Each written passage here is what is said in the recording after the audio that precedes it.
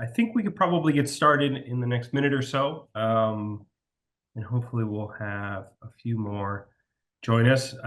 Welcome to everyone who's participating and getting logged on. This is our second webinar this year.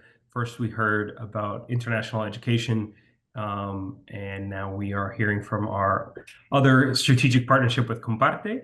So this will be a really great opportunity to sort of move from the most global perspective down to the most practical. We'll hear from Amaia and Steven, and then from Lalo, who brings word from Mexico, and we'll share a little bit about Capeltic and their work as well. So one late addition to our conversation, and I know some people will still be joining over the next few minutes, but we thought a good way to get started, well, some of you have probably seen the video, is a really great short 3-minute clip from Comparte that not only presents an overview of the network, but brings some of the faces and persons from the network to the forefront. When Amaia and I were talking about this webinar, we mentioned that it's important to recognize that the Comparte network is really made up of the rural and indigenous communities, the cooperatives, the producers who are on the ground doing this work and living out the spirit of the Comparte network. And since we can't have all of them connected to the call today, we want to show some of their faces and hear from some of them. And then Lalo will bring some of their voices to us as well. So if anyone has anything to add, otherwise we can get underway. All right. Well, let me just share my screen to get us started here.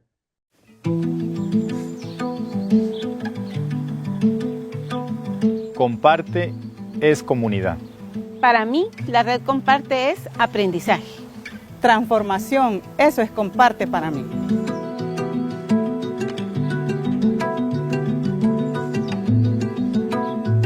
Desde hace más de 10 años, la red Comparte se dedica a acompañar procesos de construcción de alternativas económico-productivas en zonas de alta exclusión en América Latina. En total somos 17 centros sociales que acompañamos a 50.000 familias de 12 países. Siento que esta idea de ser red también es mantener una conexión vital, y creo que eso el Comparte lo logra, ¿no? Cuando sentimos que nuestras iniciativas y apuestas hacen parte de un esfuerzo colectivo, mayor al nuestro. Tenemos iniciativas tanto productivas como de comercialización. Tenemos elaboración de calzado, elaboración de prendas de vestir. También tenemos, por ejemplo, en el tema de producción de artesanías. Tenemos también producción de alimentos, huertos familiares.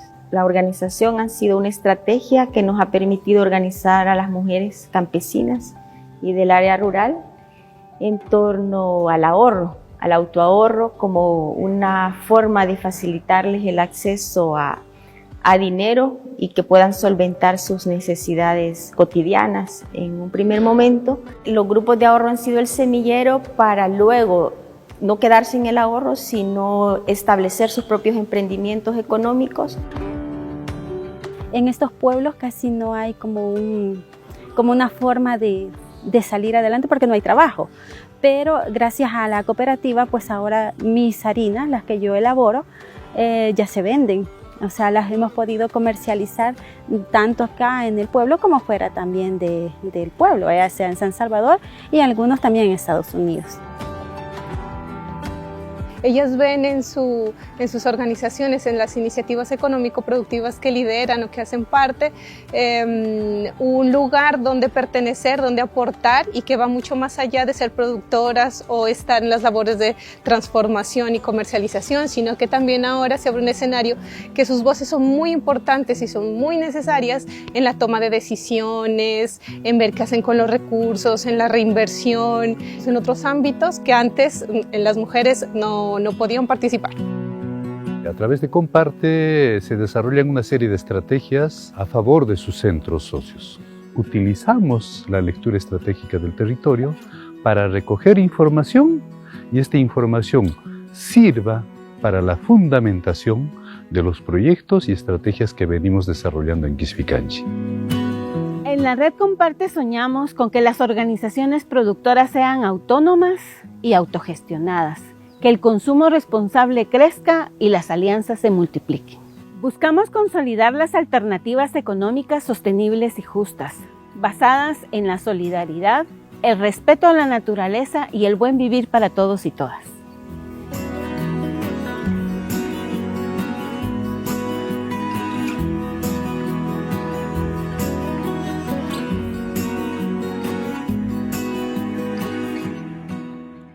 So that short video introduction, I really appreciate the opportunity to see some of the faces and hear some of the voices. For those of you who don't speak Spanish, if you weren't able to read the subtitles, I know the video lagged a bit, but we'll share the video in our notes as well. So with that said, I want to hand it over to Amaia and hear more about the Comparte Network globally. Amaia has a background in social work and is a specialist in international cooperation as well. She has postgraduate degrees in humanitarian aid and migration studies, and she works for Alboan, the Jesuit NGO in the País Vasco in the north of Spain.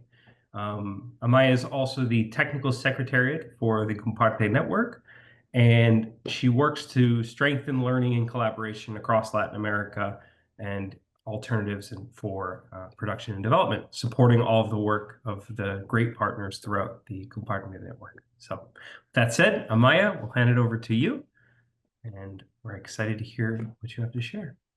Yeah, well, good morning, and thank you very much, John, and to all the AGI team for organizing this webinar and also for inviting me on behalf of Comparte Network.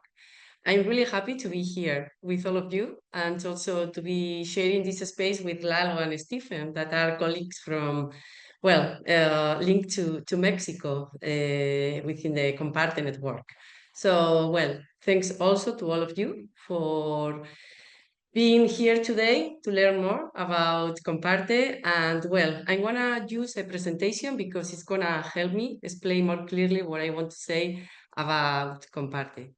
So just let me 2 seconds to do it. Yeah. Okay, I think now, can you see it? Yeah? Yep, perfect. Okay. Okay. So, well, as Jan said, it was really a good idea that we started with the video because this has given us the chance to hear the voices of different colleagues from Latin America. As they say, Comparte is about community, about learning, transforming, aimed at achieving social and environmental justice. And as a network that we know that we cannot achieve social and environmental justice alone, that we need each other. And we are inspired by the vision and the messages of the Pope Francis, like he says in Fratelli Tutti in the encyclical. No one can face life in isolation. We need a community that supports and helps us, in which we can help one another to keep looking ahead. How important it is to dream together. And that is what we do in Comparte. We dream together, we support each other, and we are a learning and action community that's been around since 2010. Our goal is to help build sustainable economic alternatives that give people in excluded communities in Latin America better and more dignified ways of living. So we understand that all our efforts are part of something bigger. It's not individual, it's something bigger. We are part of a shared collective movement. And it is important to say that we belong to the broader Jesuit network in Latin America that is called CEPAL. So looking at who we are and what we do, we are talking about 50,000 families that are connected to the Comparte network. They belong to rural, indigenous, and Afro-descendant communities, as well as marginalized urban areas.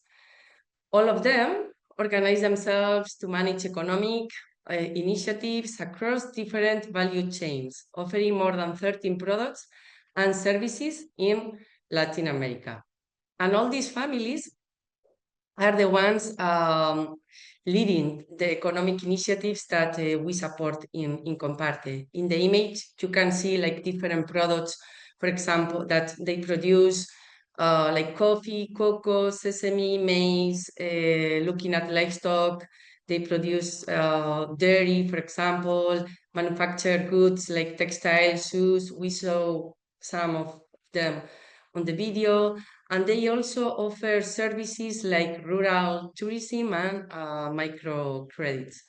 So, as I said, they are the main protagonists of Comparte because they are the ones leading the development of the economic initiatives with the support from the social centers. Who are the social centers? These centers are the partner entities of Comparte Network. They are the local NGOs that have been supporting excluded communities for many years and for decades in Latin America. And most of them are part of the Jesuit network in Latin America. In total, we are 17 social centers, and one of them is the Bachajo mission in Mexico. Well, Stephen and Lalo represent Bachajo mission and also the Yomol A'tel cooperative that is linked to this social center. So they will talk more about it later. And well, regarding what inspired us in Comparte, here in this picture, I like it a lot. This was some years ago in Guatemala when I went to visit some of the projects and to work there with the colleagues from Guatemala. And this woman, this farmer, she's saying us, as you can read on the image, I produce 100 locally. Actually, she's part of a producers and consumers group committed to sustainable production and consumption in the country. And this is one of the initiatives that we support in Comparte through the social center that is in Guatemala, that is called Aserjus. So I have to say that our greatest inspiration is the people and families living in poverty who organize themselves to improve their lives. And we are here for them. We are in Comparte for them and here today in this webinar as well. Also, as part of the Catholic Church, we are inspired by the vision of encyclicals of the Pope Francis. And well, sure you know about the Laudato Si encyclical, and I wanted to bring this message that says, there are not two separate crises. The solutions need an integrated approach. Humanity is called to rethink how we live, produce, and consume. And this is what we are trying to do at Comparte, creating economic alternatives that contribute to social justice and care for the earth. Producing and consuming in a sustainable way is a key part of our vision. We support economic initiatives that stick to 7 social and environmental values that we want all the Comparte economic initiatives to have. We focus on the common goods, we are supporting local production, fostering biodiversity, we value the local knowledge, and in this sense, we can say that Comparte is all about building real alternatives to a system that keeps creating social and environmental problems.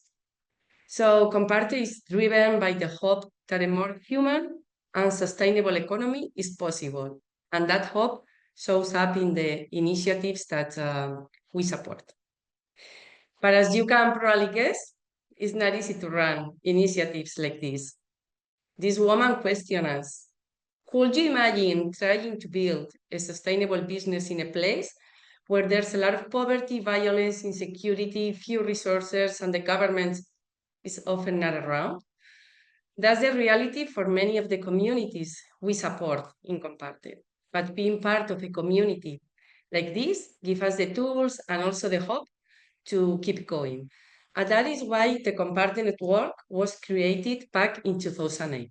At that moment, the social centers realized they needed to improve their support for the development of sustainable economic initiatives and for selling what was being produced, because they were really good and they are good on technical skills for production, but they have more problems for selling their products, marketing, scaling up, and making the initiatives truly sustainable. So the idea of Comparte Network came up. Why not build a learning and action community where we could work on this together, on these challenges? And well, since Comparte was created, we see ourselves as a space where we can learn from each other, from what we do, share our mistakes, and work together to do things better. Our main strategies include, as you can see, learning from practice, co-creating methodologies that are adapted to each context, building partnerships with different actors, like, for example, AGI, CGI, that we thank them a lot for the support. Also, partnerships with universities, companies, etc. We all need each other, and we need you. We need you to keep the hope alive and achieve that justice that we want to achieve. And we also build the skills in agroecology, gender equity, and social and solidarity economy. And to make all this happen, in practice, we organize experience, sharing exchanges, workshops, mentoring, collective reflection. So before I finish, I'm just gonna tell you briefly about one example of how we share experience across the Comparte network. Here we can see, well, this exchange experiences is from Mexico to Colombia and from Colombia to Mexico. Well, the Yomol A'tel cooperative in Mexico, as I said, Lalo and Stephen will talk about it. They built a business model in the coffee value chain, and that is a coffee shop called Capeltic.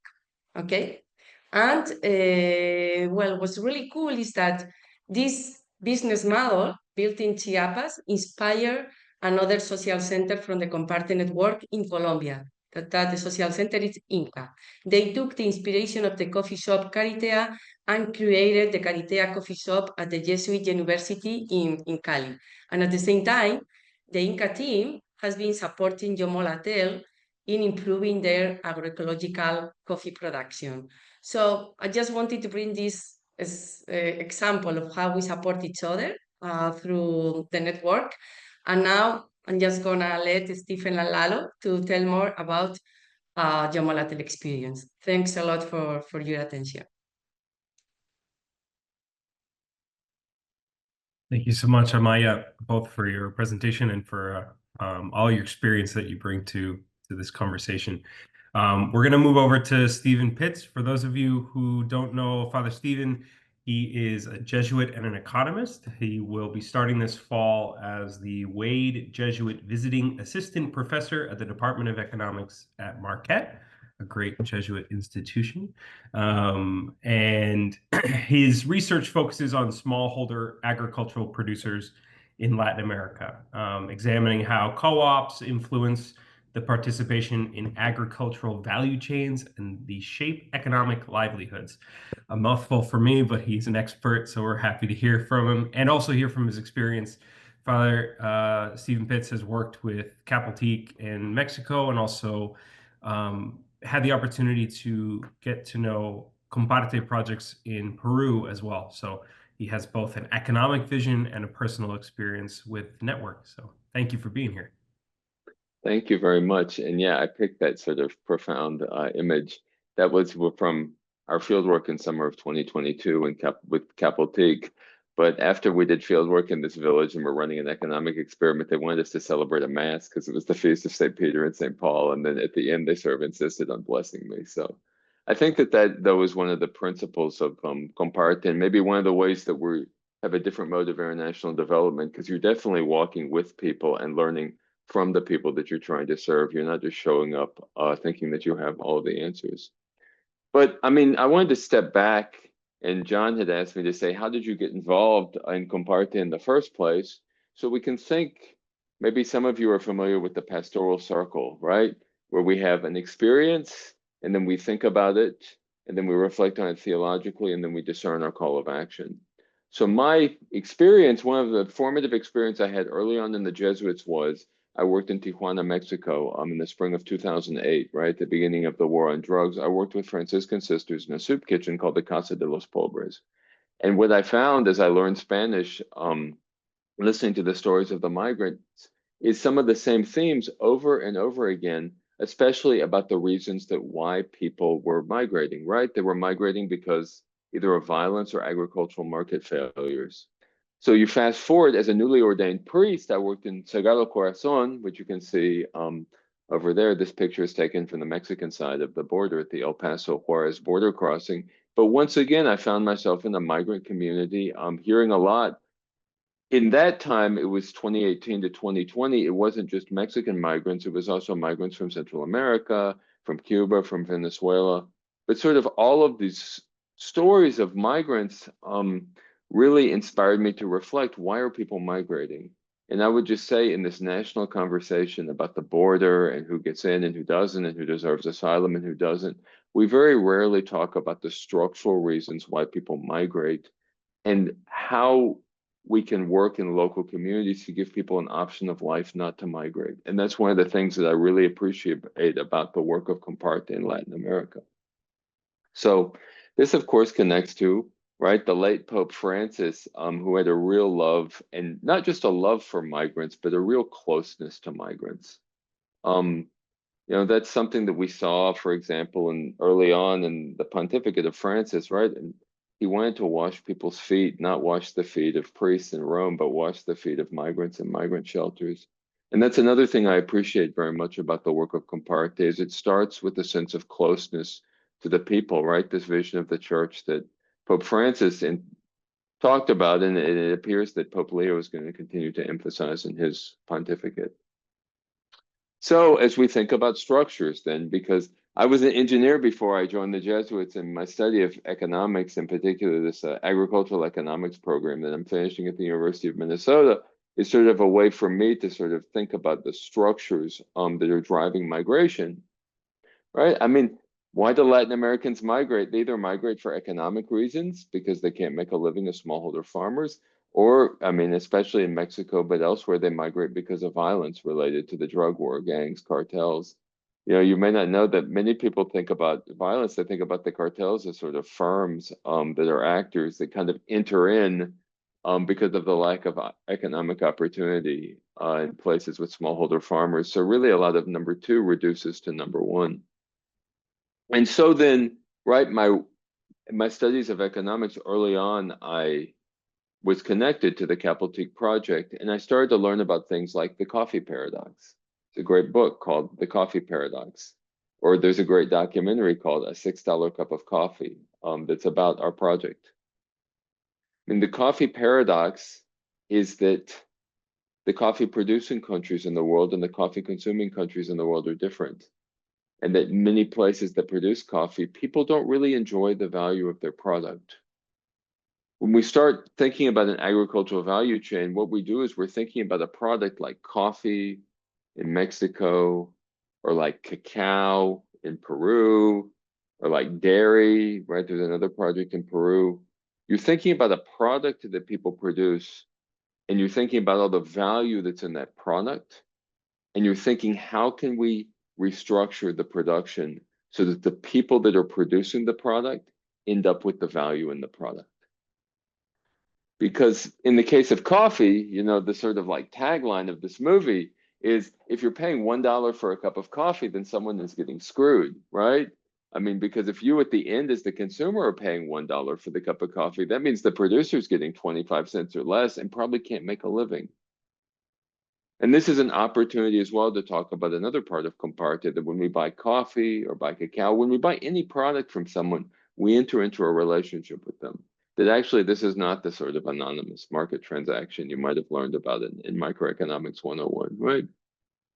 So when we start thinking about relationships and value chains, then we can analyze, for example, the coffee value chain.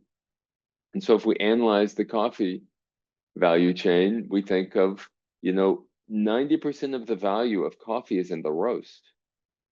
So you start with green coffee, $1.50, $2 a pound. You roast it, then it becomes 10 for the pound or 15 if you go to a high-end grocery store, or 25 for the kilo. And then in the coffee shop, I mean, $80 these days is a low price. The other day I paid $6 for a latte here in the Twin Cities. So if there's all this value in the product, then how can we restructure the value chain so that the producers of this very valuable product get all of the value? Because there's another factor, right? The price of a latte is just going up, up, up slowly, but the price of these raw materials fluctuates tremendously. I mean, coffee and cacao and many agricultural commodities are traded on the New York, or on the European commodity market, and the price is sort of highly variable. I mean, we could think about doing the same amount of work every year, and one year getting $500, and another year getting $1,000, and another year getting $750, and you as the producer have no control over this price. And this is the situation, right, for our friends in Chiapas, or in any sort of coffee producing country. I mean, in Guatemala, Honduras, El Salvador, is that they work all season, and then at the end of the season, they have no idea how much they're going to be able to get for their product. And if they get a low value because maybe the coffee harvest was really big in Brazil and there's an oversupply in the market, then how do they make up that difference? Well, oftentimes that's when they have to migrate.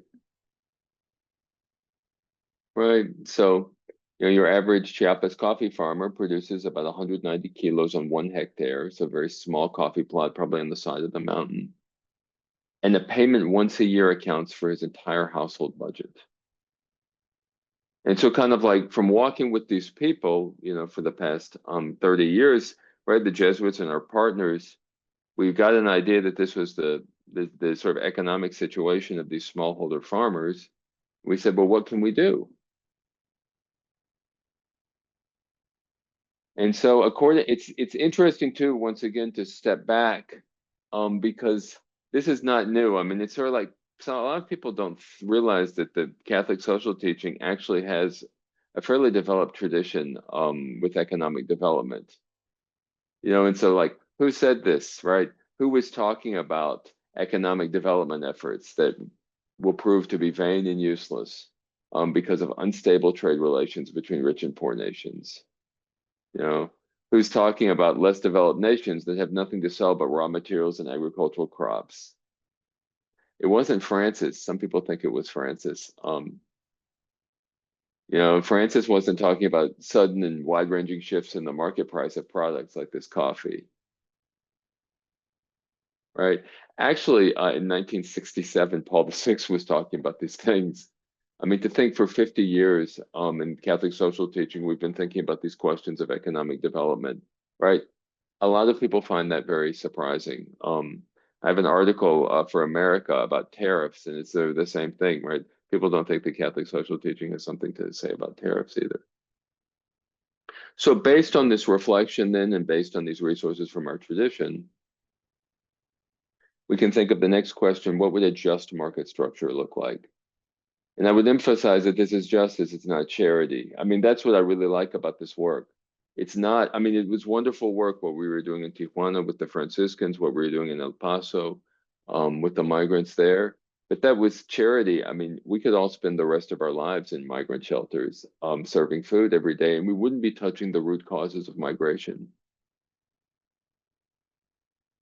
So we can go back to our tradition. It says the principal form of assistance needed by developing countries is allowing and encouraging the gradual penetration of their products into international markets, thus making it possible for these countries to participate fully in international economic life. It sort of has come up in the conversation about tariffs as well. I mean, many poor countries are trying to develop by selling goods instead of being dependent on foreign aid.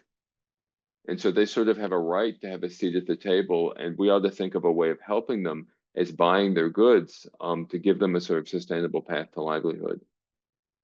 So these, also not Pope Francis, this is actually Benedict XVI in Caritas in Veritate, right? Which is sort of the most recent encyclical we have about integral human development in the Catholic tradition.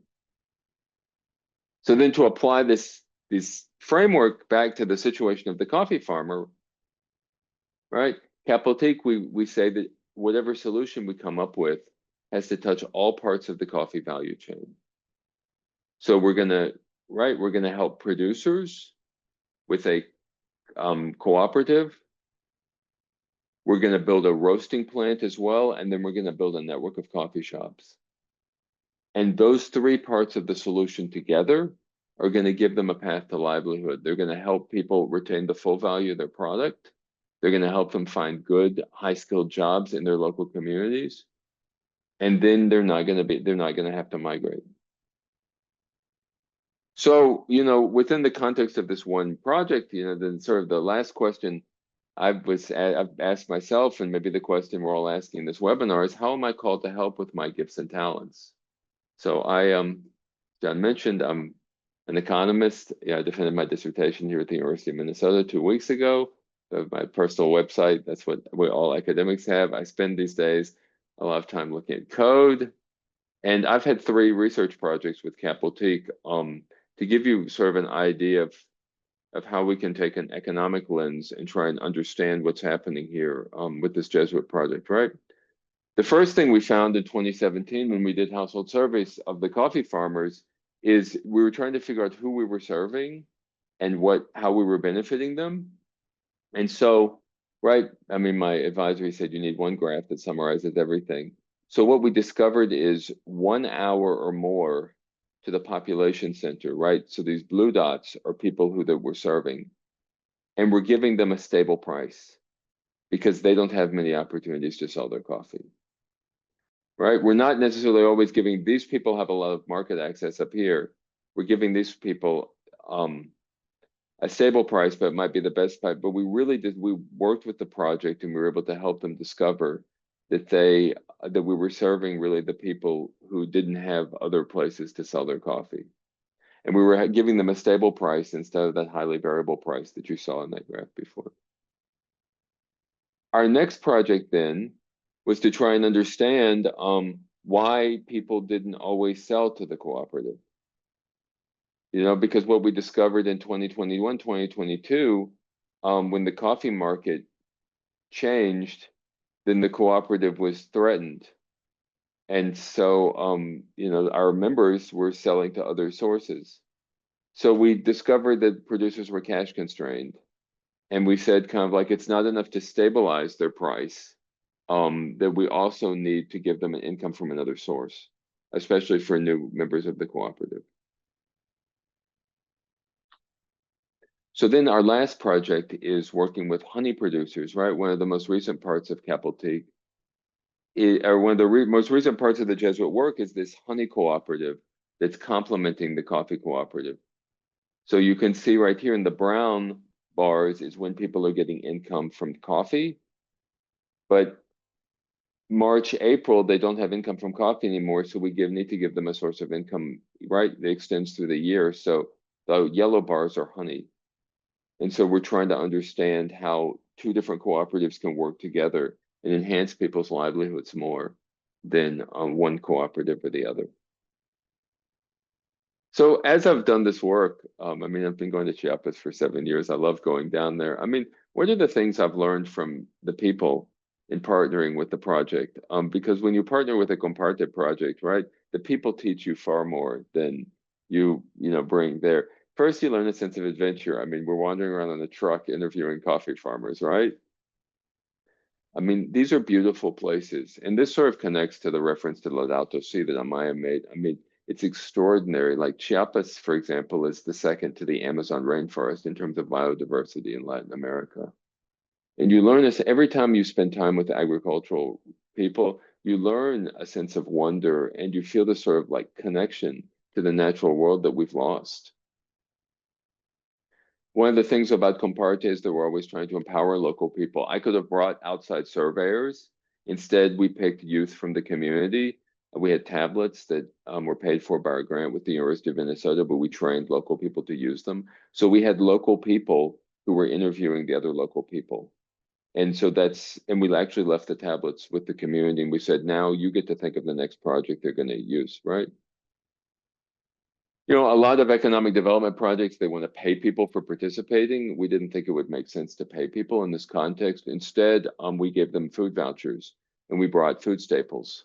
So at the end of participating in our surveys, people could trade in their food vouchers for some products that we brought on the truck.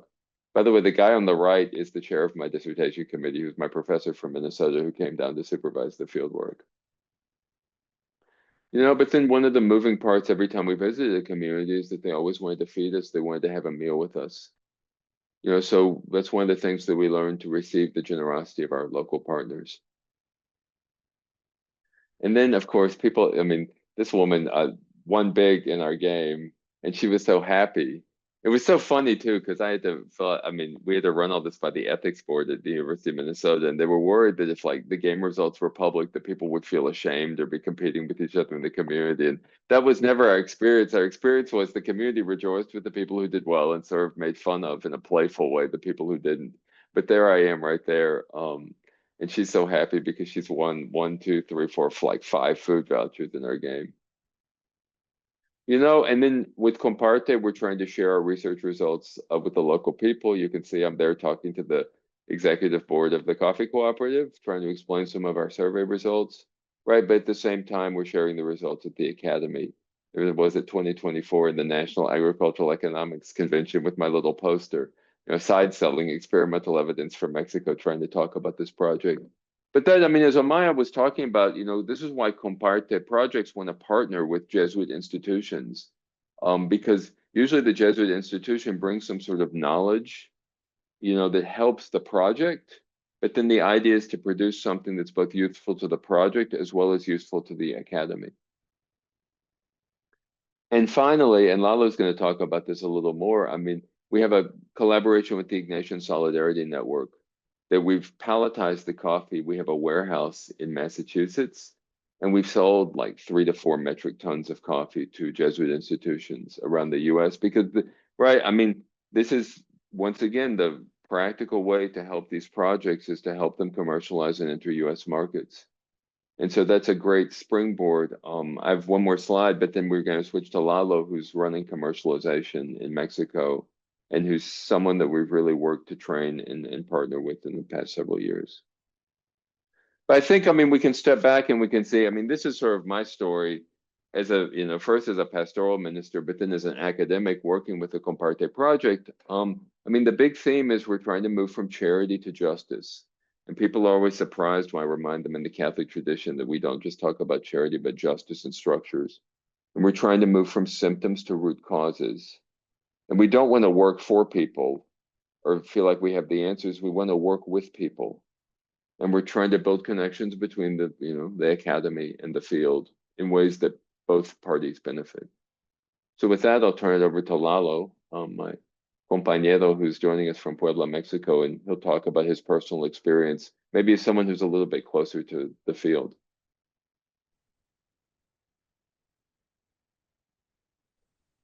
Yeah, thank you so much, Stephen. Just a brief introduction for Lalo. Stephen had the really great idea of bringing him onto this call. I'm so glad that he recommended it. I was able to meet Lalo at the Ignatian Family Teach-In last October. Was it October or November this year? And really am happy that he's here to bring the firsthand experience working with coffee producers in Chiapas, and also speak to the real impact that these have. We've heard from Amaia the global approach and the way that Comparte goes about investigating, collecting research and proposing structures that help respond to different ecological and economic models. Stephen really touching on these value chains and the complex systems and structures that impact rural communities and producing communities. But I think Lalo also will be able to connect us with the on-the-ground experience of these people. Lalo's background, I went and looked up Lalo's bio to refresh myself here. He's commercialization coordinator for Yomol A'tel. Originally started his background in international trade, working in the automotive industry before the Jesuits pulled him over, and he made a shift in his career through his relationship with the Jesuits and volunteering. to join the commercialization of the organic coffee, the honey, the soap, and really helping those communities that Father Stephen was just talking about in Chiapas to commercialize their products. So we're really happy to have you here, Lalo. I'm happy to hear from you as well. Thank you so much, John. I just want to make sure if my audio is correct, right? Because I have a little bit of delay on my video, but the audio is correct, right? Thank you so much. And thank you, Amaia and Stephen, for also having me on this space. Every time I introduce myself, I don't know if you people are related in how Mexico it is, but I am a city boy. That's the best way of saying this. I grew up and live in one of the fourth biggest economic places in Mexico. It is called Puebla. And as John said, after my studies, I joined the automotive industry. But I think it was kind of a crisis I was having that time back in 2015 that I needed to search in myself what I wanted to become, but not just being part of the automotive industry. I studied in a Jesuit elementary school, and I remember they used to have like volunteer programs. So when I turned 25, I decided to volunteer with the Jesuits, and they just took me to the northern jungle of Chiapas, Mexico, that honestly was a place that I have never thought and knew about it in my life, as I said, living on a city, right? But then I joined there and I find out there is this big indigenous population called the Tseltal families. They become from the Mayan civilization. So I just find out there was like another world down there. And during my volunteer year, one of my ex-directors told me, Lalo, you are about to finish your volunteer year. What's going on next for you in your life? You have found out here that you are able to go to a businessman and close a commercial relationship, and then you can go back to the community to eat a taco beans with the producers.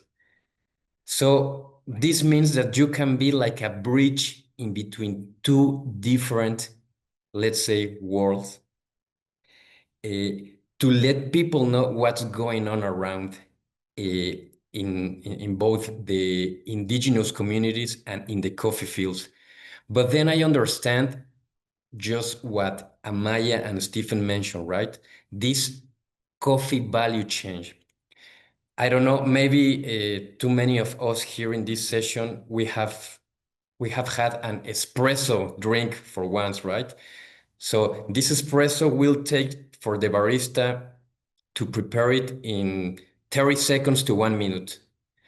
That espresso needed to have a roasted coffee before. And to have a coffee roasted, you need in between 20 or 30 minutes to roast the coffee. But then to have the coffee, the producers needs from 4 to 5 years to grow the coffee, the cafeto coffee. So for me, it was like kind of change in my life because the producer really spends a lot of time with their cultivation and the harvest. And then the producer, they don't really know where their raw material will finish. So with this project, with this full coffee value change Capeltic project, we can let the producers know where their product is going, right? So the big success of this project as Stephen mentioned, it was to create a coffee shop, because then when you are selling coffee cups, sorry, is where the most economic margins you can receive. So you have no idea of how this can change to the producers, because it has a sense of belonging for them. When I first joined the project in the Selva Norte de Chiapas, I went to a coffee producer's field and I took the main tool they use, that is the machete. The machete they used to cut off the grass around the coffee tree. And as I was getting very excited about using the machete, I didn't realize that I cut down one of the coffee trees. So the coffee producer looked at me like, that coffee tree had already 2 years of growing. And I was like, oh my God, how much money do I need to give to you because I just shut down? And he told me like, no, no, no, no. This is like you're welcome to the Selva Norte of Chiapas. This is how you're gonna learn what we work in the field.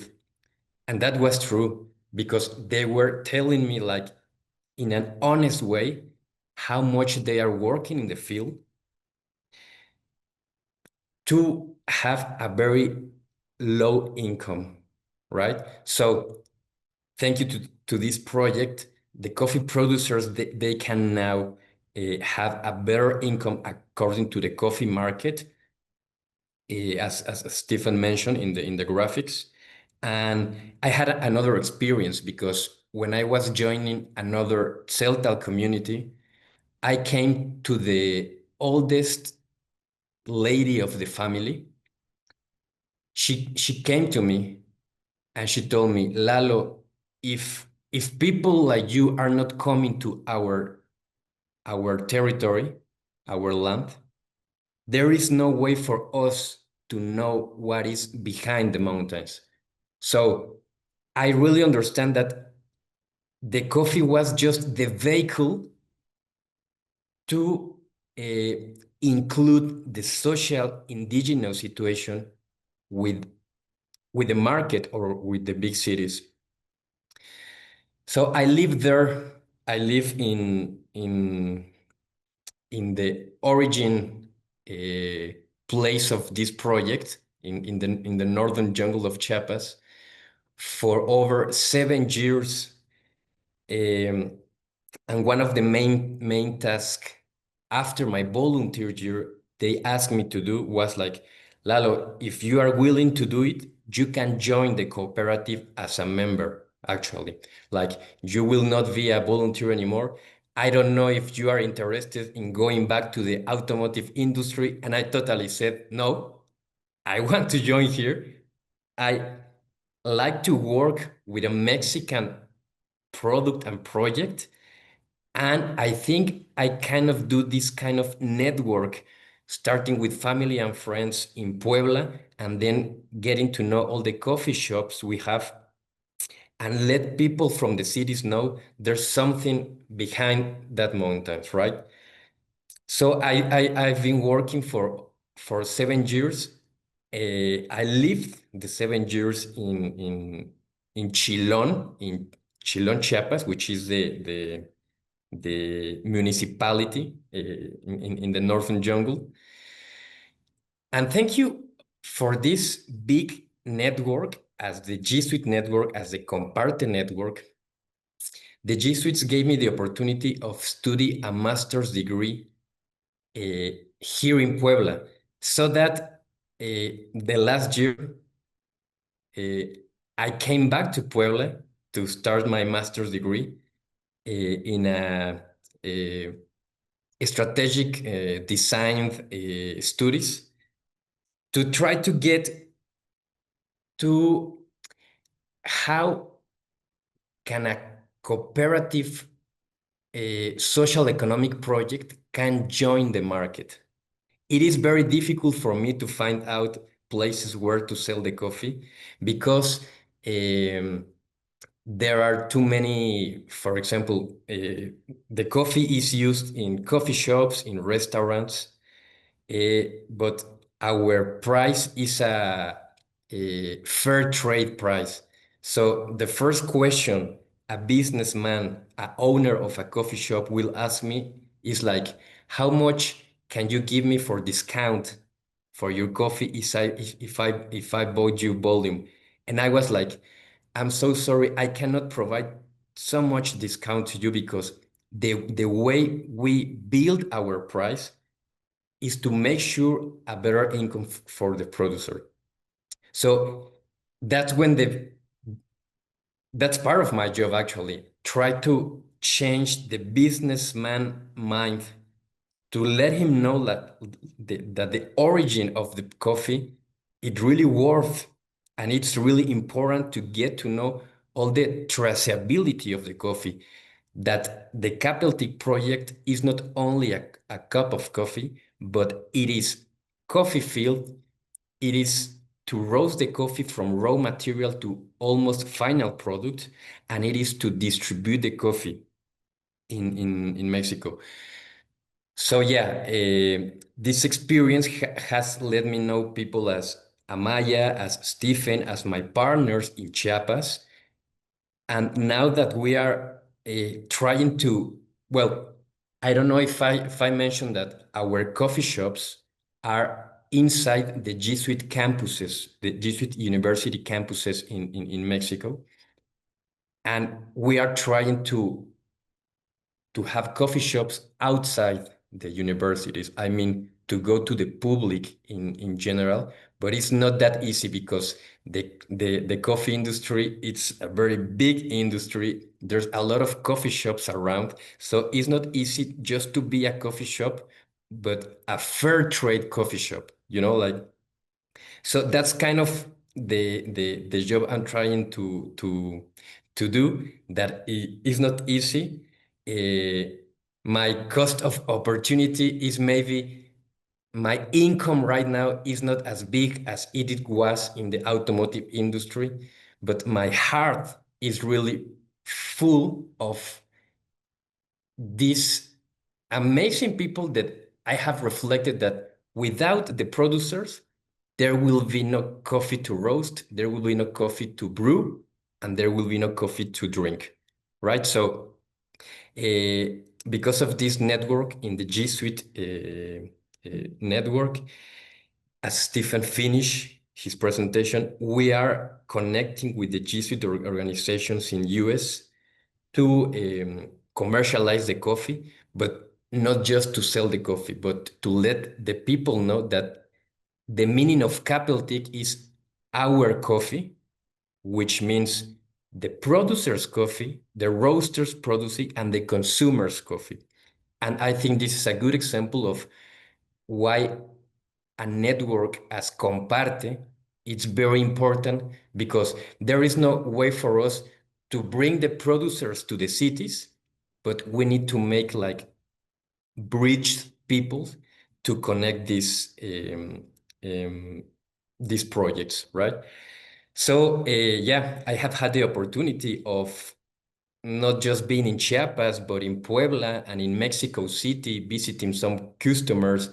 I have gone to Guadalajara City, and then fortunately, I have had the opportunity of going to the States, to different places actually, and to both sides of the country, to New York, in Fordham University, and to California. So I really appreciate this space to let you know like what is this mentoring, sharing, formation ideas for Comparte.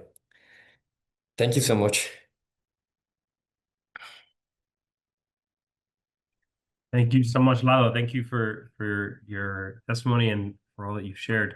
I think we'll see your face moving as your video catches up to your audio. I want to thank all three of our panelists for our wonderful conversation. We have just a few minutes left. If anyone in the audience has a question, you're welcome to send it over. One thing that we wanted to touch on as we come to the end of our presentation are some concrete actions. Hernando has a question. Hernando, I think I can allow you to talk if you're available. Let's see. Hernando, a question for our audience. And you listen to me? Yes. Okay, good. This has been a great presentation.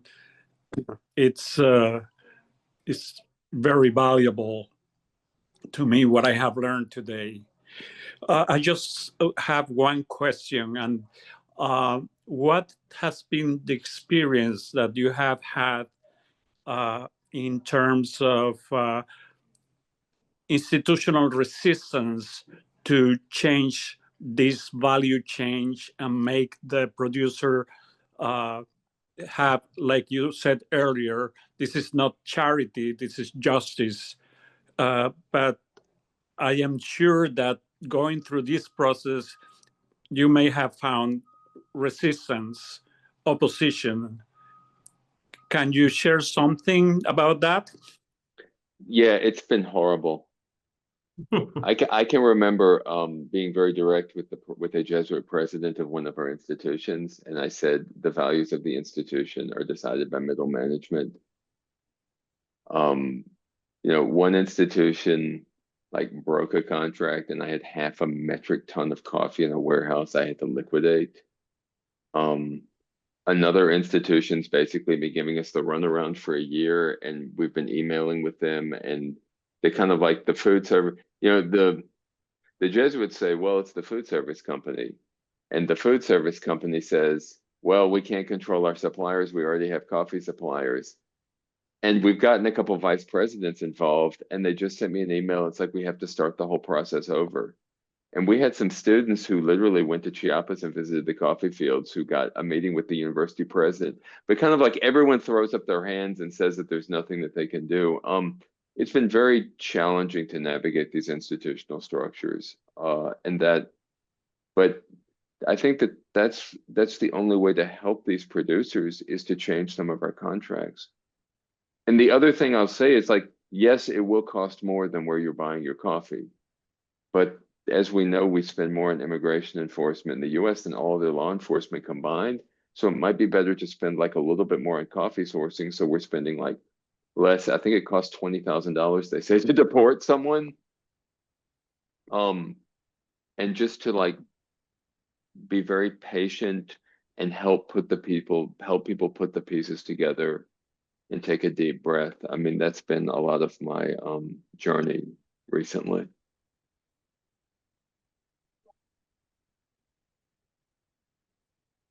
Thank you. Let's see if I can. There we go. All right. If anyone else has any other questions, I'll keep an eye on the chat. One thing we wanted to add as we're wrapping up, you could see that Stephen was sharing it a moment ago, a couple of practical things that we can take away from this conversation. I would say there's 2 action items that we would love to highlight. One, as Stephen is sharing here, is that you can buy Capeltic coffee from Lalo and his co-op friends on the Indigenous Solidarity Network website. I think it's a great way to actively participate in productive value chains, the things that Stephen and Amaia and Lalo were highlighting. There's also the opportunity to continue to collaborate with all of us who are supporting the co-ops. The American Jesuits International was able to help Lalo and his team build their new production facility with the support of a number of other Jesuit foundations and NGOs. And the next phase of our project, we're especially looking to help women and young people in the co-ops to continue to expand. As Stephen referenced, the diversification of the products is key to economic stability. So that's where we're headed as an organization in our support of Yomol A'tel and our support of Comparte. So we're happy to share more information on that and ways to get connected. And then the final thing I would mention is in our current political environment, the impact of tariffs on imports is significant. And I think if producers already if consumers already feel that Lalo's coffee is expensive, tariffs will only increase that. So we're also trying to identify, of the many different organizations out there advocating on this point, a good opportunity to advocate for economic models that help sustain our partners in Latin America as well. So we'll share some of those things in a follow-up email. Again, if anyone has any final questions. And then just to wrap up, I think I'd like to share that this is our Comparte webinar happens to fall on the 1-month anniversary of the passing of Pope Francis, and just a few days before the 10th anniversary of Laudato Si. And I think it's a document that even 10 years later has a lot to share and a lot to teach us. So just maybe as a way to close this meeting, I'll read a quick quote from the Laudato Si encyclical that I think really underlines a lot of the things we've talked about today. So about 10 years ago, Pope Francis wrote that the urgent challenge to protect our common home includes a concern to bring the whole human family together, to seek a sustainable and integral development. For we know that things can change. The Creator does not abandon us. He never forsakes his loving plan or repents of having created us. Humanity still has the ability to work together in building our common home. I think it's a really positive, hopeful message from the late Pope Francis, and I think really aligns with all of us here together today, together as one Jesuit international family, hoping to support the Comparte Network and the work of the Jesuits internationally. Thank you all. Thank you, Amaia. Thank you, Stephen. Thank you, Lalo. And thank you to all of our participants. Thanks to you. It's been a pleasure. Yeah. Thank you, John. Thank you so much. All right. I'll see you all in the next webinar. Thank you.